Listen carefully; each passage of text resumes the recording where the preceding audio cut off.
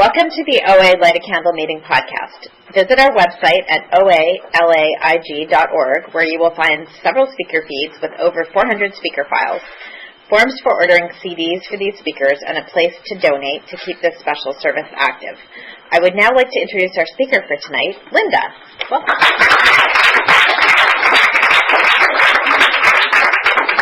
Hi, my name is, can you hear me? Yeah. Okay, my name is Linda. I'm a compulsive overeater and a bulimic. Hi, Linda. Happy birthday. Welcome to the people that have come back. Thank you, Susan, for asking me to share. And thank you, my friends Susan and Enid, for being here. We go back the longest in the programs together. We've had some sponsors, some of the same sponsors, lots of the same meetings, and we've been trudging this road for a long time. And I've been in this room millions of times, well, many times, not millions, over the years, but not lately, because I live in the valley. But anyway, what it was like was, I was born in Chicago, came here when I was 4, my mom, my dad, and me. And 7 years later, my sister was born. And, I don't know when I crossed over that line to become a compulsive overeater. But I know I started taking diet pills when I had very little weight to lose. And diet pills led me to lots of other drugs. And I came to OA for the first time 1972. So do the math, that was a long time ago. And how I got here was, I was living in Beverly Hills, and I looked in the, I'll just kind of summarize it, I looked in the mirror one day. My life was completely unmanageable, and I asked God for help. And I had the number of a woman, a therapist, a man I had been working for and seeing on and off, and he somehow had the number of this woman. And I went to her to see her, and she put me in her group. And in that group, there were people that were in Overeaters Anonymous and Alcoholics Anonymous, and so I asked God to help me, and God led me to these rooms. And I went to my first meeting at Crescent Heights and Olympic, and I remember sitting down and identifying with the people in the rooms and the feelings, and I felt like I belonged. But it took me, I can't say I got it from that particular moment, but I started working the program. I got a sponsor, and I went to meetings, but I hadn't really admitted to my innermost self that I was powerless and that my life was unmanageable. I still had the notion that I could do it my way, and, when I came in and out of these rooms from 1974, I took a self-help weekend. And the weekend didn't really help me with my food addiction or my drug addiction or my alcoholism. It just made me realize that I should be on time, and that I should take responsibility for my actions, and that I should ride the horse in the direction it's going. These are some of the things I remember about it. And after I assisted at one of their events, I was a few blocks from my house, and I hit these parking meters near my house and made a phone call, and someone said, you're an alcoholic, so I started going to AA. And I'm not going to share a lot about AA, but it was very connected for me. My drug addiction, my bulimia, my alcoholism, my food addiction, it all kind of blended together. And I started going to AA for a few months, and a friend of mine who wasn't in any program said, you're not an alcoholic, and I said, you're right, and I left. So that's what it was like. And I just remember doing a lot of crazy things behind eating, behind food, behind weight, obsessing, thinking about it, going for shots, going for pills, getting all the books, going for colonics, just everything. And nothing worked in the long run. Everything worked for a minute, but nothing worked in the long run. And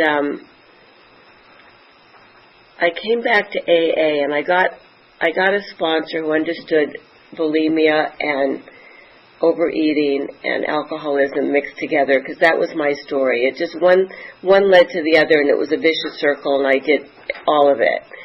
And so my abstinence started with no bulimia and no sugar. And when I could weigh and measure, I started weighing and measuring, and when I could, got on to 3 meals, and my bottom line abstinence over all these years has, I came back, I came in and out of the rooms, and in 1978 I came back, and I was in another apartment looking in a mirror saying, God help me. 2 things I wasn't going to do that day was eat or drink, and I ended up at the Mustache Cafe eating and drinking. And I had a moment of clarity at the Mustache Cafe when I was going into the bathroom, coming out, going in, coming out. And I had a moment where I just thought, this is crazy, and I am crazy. And, you know, from the outside looking in, sometimes you don't look like you're crazy. And people don't come up to you and say, oh, I bet you're crazy on the inside. From the outside looking in, I looked okay, and from the inside looking out, I was a mess. And I just made a phone call, and I ended up back at AA, and I got a sponsor who was in both programs, and I started going to OA again and getting abstinent, and by the grace of God, it's been 36 years, one day at a time, no bulimia, and 3 meals a day, and no recreational sugar. And I have to say, OA has always been my bottom line program, but I have tried all of the food programs. I've been in Gray Sheet, I've been in FA, I've been in Weight Watchers, I've been in FA, Gray Sheet, HOW, and I'm really glad to be in OA today. But I have to say, I had to try all of them, and they all work. They all work if I'm willing to do what it takes to stay there. And I got to the point in the last program that I went to that as I'm getting older, I made a decision that I wanted to live my life happy, joyous, and free, and I wanted to eat 3 meals a day. I haven't had to go back to sugar, but there were things in other programs that I just couldn't imagine doing one day at a time for the rest of my life. So I've picked an abstinence that works for me, and working with a sponsor again, and doing the writing and committing the food. And, you know, the day before I ever decide to go back to the basics, I never think I can do it. And it doesn't matter how much time I have. It could be a month, a week, a year, 15 years. You know, I've gotten to different plateaus where I think, you know, where I get complacent. I've gotten complacent at different times, and I think, you know, I just can't do it. And once I make the decision to do it, because it's just a decision, it's not like a big deal, it's a decision. I can make a decision in a split second. I can change my mind in a minute, and my world can change. It's not like I have to travel to make it happen. It's like right here, right now. And I made a decision that I wanted it different again, because I know what it feels like to be clear and to be present and to take care of myself. I know how good it feels to be abstinent, to eat 3 meals a day, to not eat those things that, even though I might call them my abstinence, that get in the way of me being happy, joyous, and free. I know the difference. And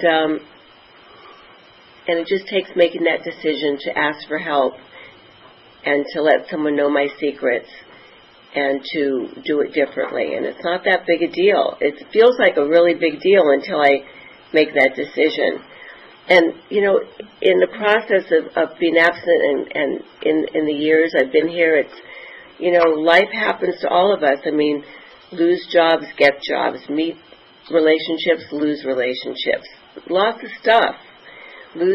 Lost my parents, got married, got divorced, just stuff.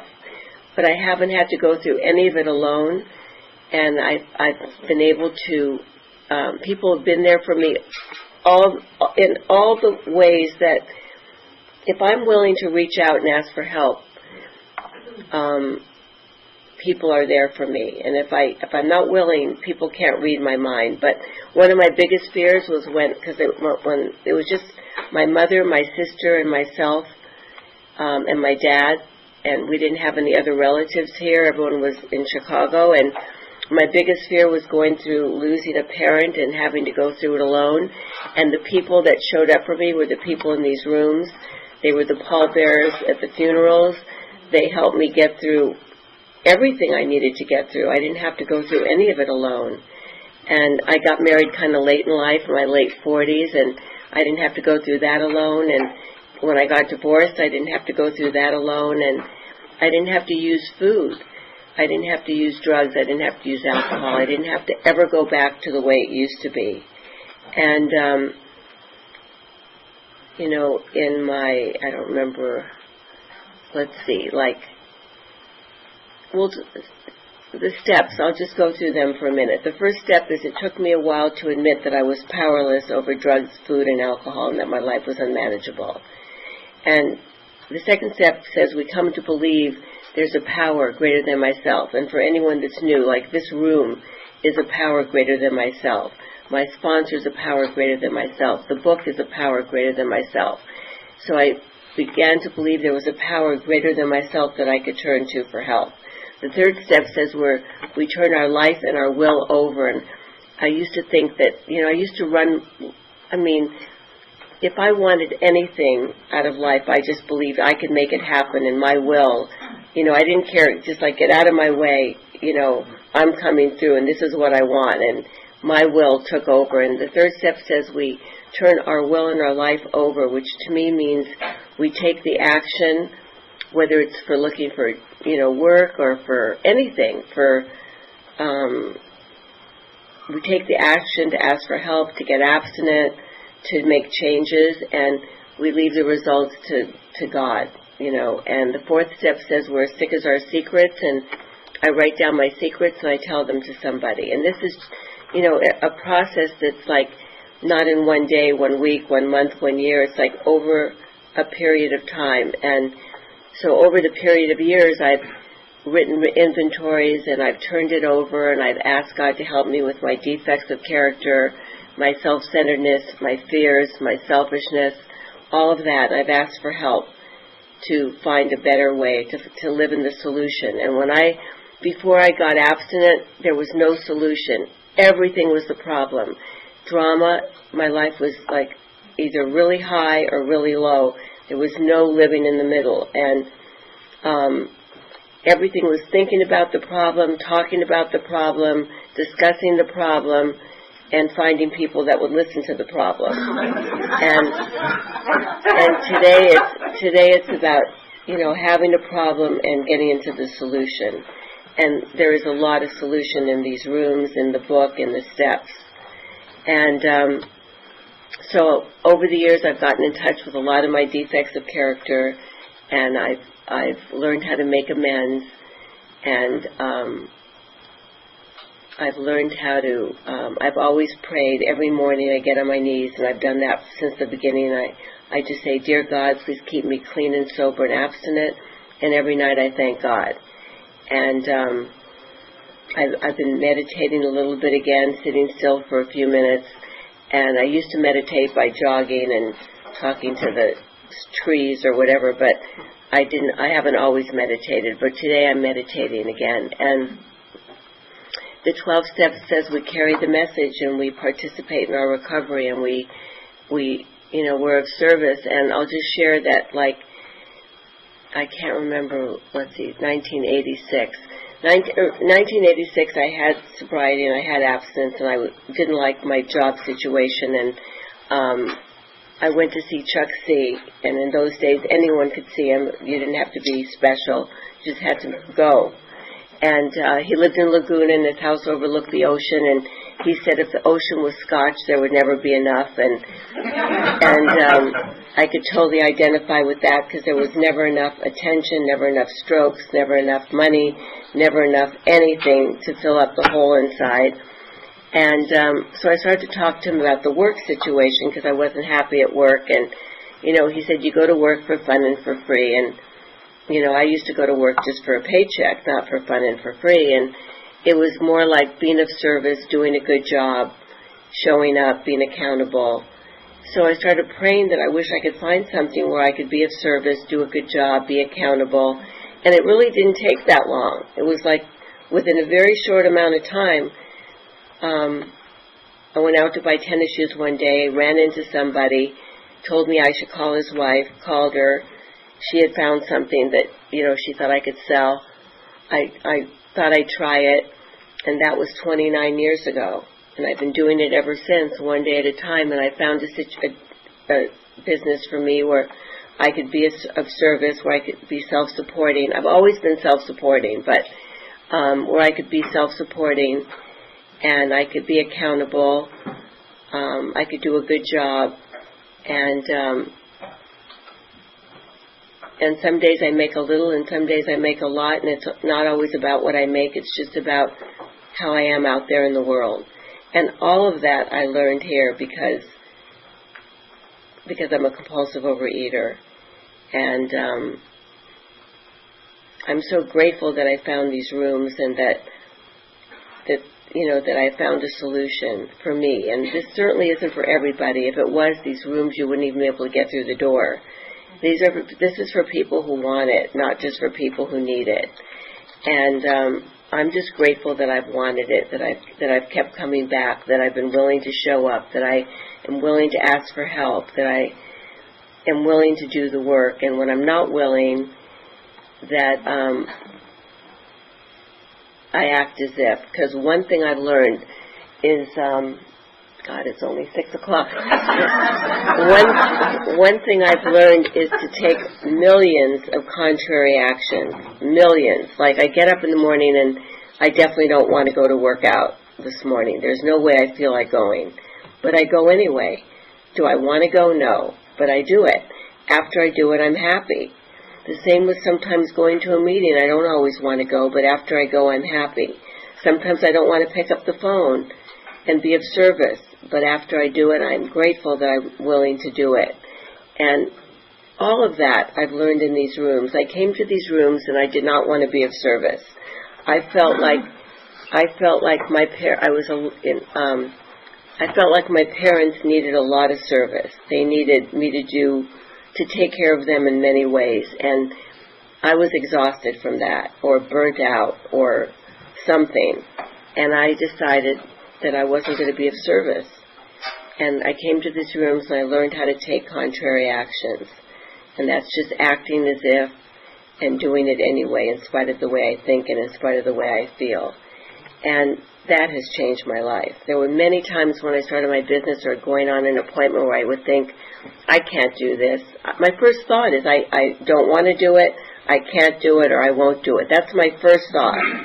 My second thought is, I can do it, I will do it, I'm doing it. But that's not my first thought. Sometimes it gets easier and sometimes it doesn't.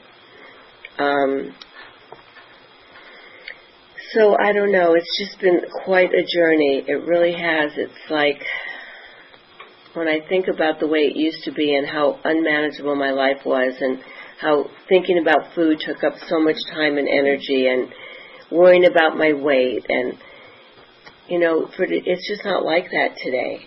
Thank God. There's so much time to do. When I do 3 meals a day, there is so much living in between. And when was into the food and everything else, it just took up everything. It took up my life. It took up space. It took up time. It took up my energy. It just depleted me. And there's always more work to do. Like, I'm in therapy right now, and one of the things that I'm working on is feeling my feelings. I still don't want to feel my feelings. And she's brought it to my attention that that I just don't feel a lot of times. That I keep myself so busy all the time that I just don't get in touch with my feelings or feel my body. And I don't know why this is coming up at this point in my life, but I guess that's what I'm supposed to be looking at. And I'm willing to look at it.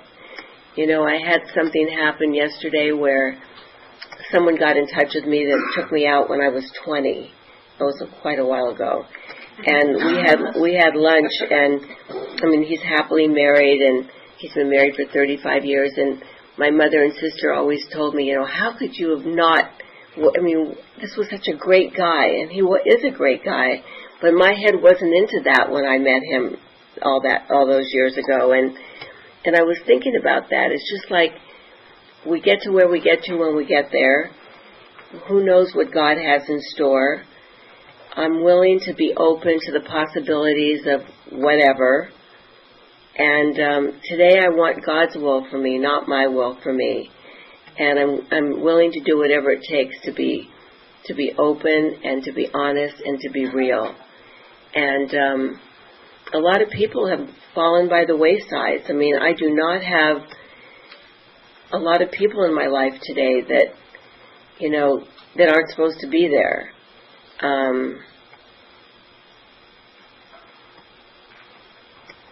Actually, I'd like to have more friends in my life today that I more real friends. But I'm open to see what happens. I'm open to being authentic and to being myself and to see who God puts into my life. And, I'd rather be alone, which actually that's been easier for me than,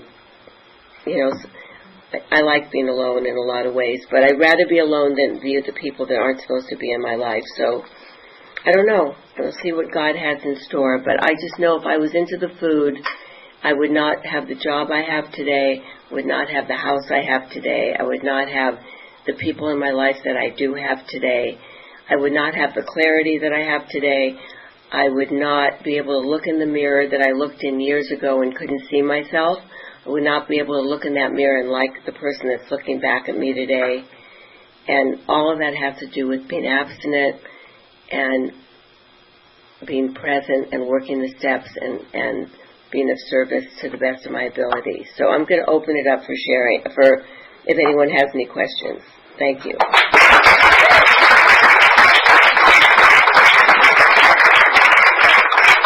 So we do questions for.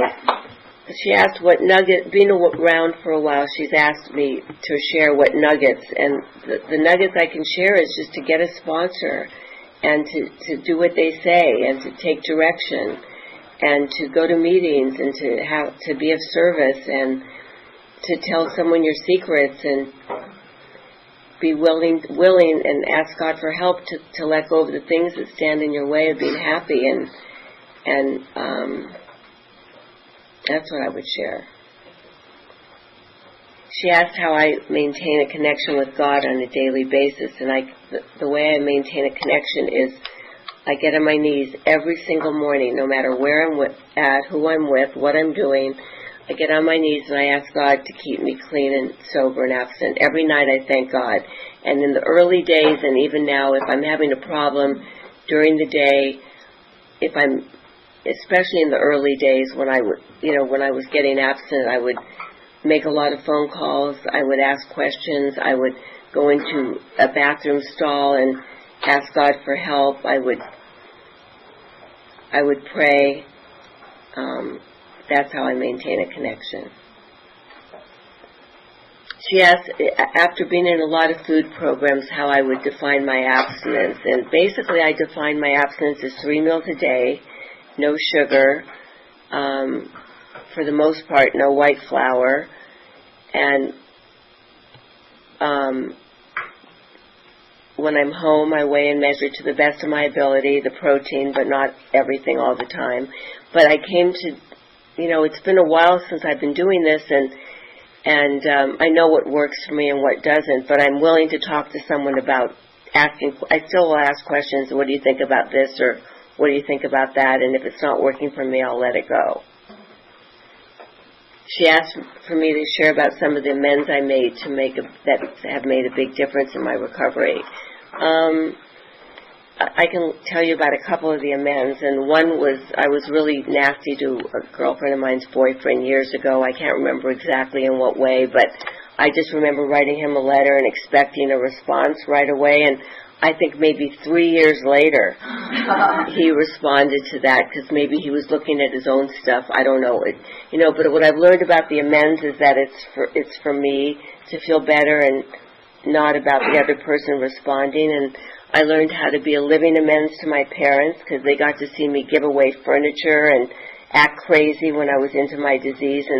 And while they were alive, they got to see me act differently and be a responsible person, because I was sober and abstinent, and so I got to be a living amends. And then one other amends, I remember switching price tags like years ago at May Company or something, and I went to make an amends for that, and the woman just said, give it to charity, and I And I ran into her, I think, at the market or something after that, and I think she asked me if I gave it to charity. But, the amends, and this wasn't the right reason to make the amends to May Company. I was going in for an operation, and I thought maybe the operation wouldn't go right if I didn't make this amends. So it doesn't matter what gets you there as long as you do it. Yes. Sometimes I'll have dinner at 10 o'clock, but I don't eat anything in that whole time. Oh, the question was, if I have lunch at 1 o'clock and I don't eat till 8 o'clock, do I eat anything in between? But I don't eat anything in between. Not that there's anything wrong with it. Some people have snacks. I just never have. She asked if I express my spirituality in any religious way. No.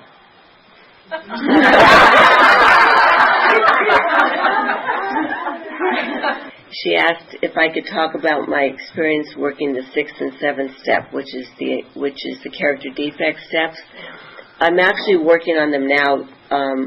I wrote a list of my fears and my resentments, and now I'm going to take a look at what I wrote and see what I could do about, if there's a solution to some of these fears. Some of them are real, some of them aren't really that real, but it's how I feel inside. But I guess the character defects, which have to do with, let's say, fear, so a contrary action would be to realize if it's really a real fear or not, but to take a contrary action to that feeling. Or I ask God to help me with my character defects. And sometimes, when I think writing about them helps me look at the solution also, and then discussing them with another person instead of leaving it to my own self to make up my mind what they really mean. So it's a process. The character defects, it's not like they all go away in one day. I mean, it takes, new ones come up, old ones go away, and I have some of the same fears that I've always had, especially in relationships, but I think being willing to reveal them or ask God to help me with them changes things. Okay, thank you.